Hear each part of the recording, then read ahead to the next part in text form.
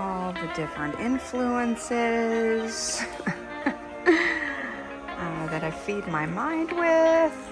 Buddhism, neuroscience of Buddhism, meditation, some more mystical, my Reiki, the traditional Japanese spiritual practice. Yes. Yoga, Hinduism. That's a great mystic, in my opinion, Eckhart Tolle. Of Course in Miracles. On any given day, pick these books up and one of these up and feed my soul with its teachings. Welcome to a little conversation on spirituality and my spiritual religious journey. First of all, I really believe that a spiritual practice and spiritual journey is a very personal one. I believe that we have the sacred encoded in our DNA. I do want to convey here in this channel is my journey with spirituality, because there's so many lessons in it and I feel that that's how the divine guides us in our life through these different experiences and lessons.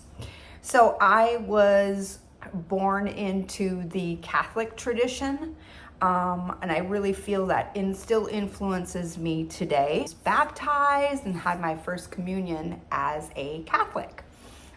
I was always very deeply connected to prayer. In fact, when I was a little girl, I wanted to be a nun. I feel like I have this wild side in me. So I don't want to commit to a life of a nun, a spiritual life like that. But I always felt so connected to the saints and prayer and my guardian angels. So I just always really felt, really cool with that. I love the traditions and the rituals of the Catholic Church, reverence and the sacredness. And I just really, even now today, I will go to a Catholic church and just feel so very connected to the divine. But it was around 8th grade, my mom switched us into Lutheran or a Protestant church for her own personal reasons. So I got confirmed in the Protestant faith, in which being a rebellious teenager, I was totally against. I did not want to do that. I did not want to go there. I stayed in the faith.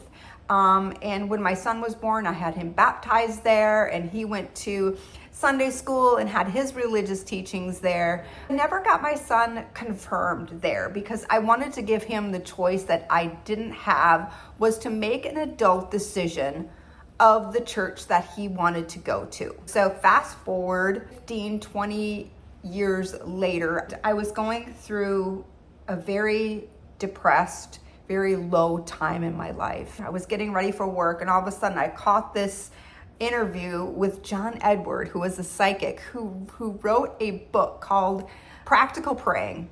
And it was all about how because he grew up Catholic, and he was very close to the Virgin Mary and saying the rosary. And I thought, all of a sudden, I'm just like, ding, ding, ding, ding. All these lights went off. I had to immediately go buy the book. And it brought you through praying the rosary. I wasn't an active Catholic at that point, but I felt a calling with saying the rosary. And I immediately started to pray the rosary upon getting John Edward's book. And a week and a half later, 10 days into it, I immediately started to feel better. So how I was praying the rosary, and he gives you two different ways to do it, is the traditional sense where you bring in the sacred mysteries, but he also showed you a way of praying it where you would pray for other people on each decade of the rosary. And that just blew my mind. So every morning what I would do is the first decade I would pray for myself and for my suffering. But then on the subsequent ones, I would just start praying for other people. Anyone else in my life that may be suffering, maybe not, maybe I didn't even know it, maybe I just love them and I wanted to send them extra divine energy that day. I was bringing that all to them through my prayers, uplifting them, uplifting the planet. Who knows? I don't know. That's the mystery. But 10 days after, I was this gray, heavy cloud that was over my whole life was suddenly lightened. I started to come out of this depression. Kept praying the rosary. I felt like it was a divine intercession from the Virgin Mary. And at that point, I thought, I need to pay homage to this miracle in my life. So I started going back to my Catholic faith. And at that point, I went through the RCIA program, which is a confirmation for adults. And I had the most beautiful teacher, Sister Helen, who was amazing at the teachings of the Catholic Church and the traditions and why we do what we do.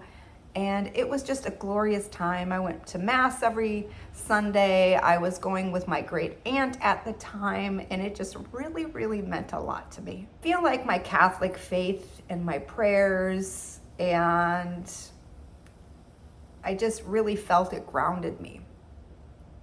I had then gone through a divorce after 20 years of marriage, still going to my Catholic church, still finding that groundedness. When I moved to Hawaii in 2012, immediately found my church. I had to go to church. But at the same time, I was exploring other faiths. I was exploring, which I didn't even realize it at the time, mystical teachings. I was exploring Reiki, which is a traditional Japanese spiritual practice. I was exploring yoga and meditation as well. Humans and everyone, every being on earth as one. There was no other. And in the Catholic tradition, it was, if you not a Catholic, you can't take communion. They were very harsh towards homosexuals. And I would go to church, and instead of feeling good, I would feel like terrible about myself. I couldn't be a part of it anymore. I couldn't go to Mass anymore. Bases.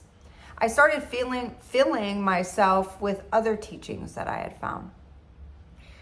With meditation, with Buddhism, with yoga, with Hinduism, daily devotion, a rich prayer life. I read my books. I carry with me on a daily basis love and kindness.